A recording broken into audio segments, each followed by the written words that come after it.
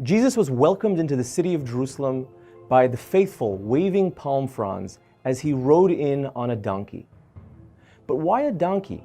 Wouldn't it be more fitting for the Messiah to ride on a white horse? The answer to this dilemma is found in the words of the prophet Zechariah. Let's have a closer look.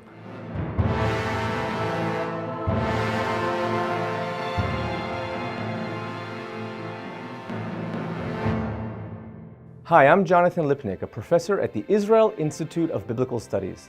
And in this video, we're going to take a closer look at the authentic Hebrew text of Zechariah chapter 9, verse 9. Gili me'od bat Zion, hari'i bat Yerushalayim, hinei malkech yavo lach, tzadik v'noshahu, ani verochev al chamor ve'al ayir bat atonot. Rejoice greatly, O daughter Zion. Shout aloud, O daughter Jerusalem. Lo, your king comes to you, triumphant and victorious is he, humble and riding on a donkey, on a colt, the foal of a donkey. In this verse, we see the prophet Zechariah prophesying the future arrival of the Messiah, the Mashiach, and he's riding on a donkey. Why a donkey? Well, in the world of ancient Israel, a horse was considered something belligerent. It was a symbol of aggressivity. The horse was ridden by the Egyptians or the Assyrians, the Babylonians, the enemies of Israel who were constantly attacking Jerusalem. By contrast, the kings of Israel all ride on donkeys. So Zechariah is assuring us that the future Messiah is not here to create upheaval, but to bring peace and harmony. In the previous video of this series, we had a look at how the prophet Hosea classifies the relationship between God and the people of Israel in terms of a father and a son.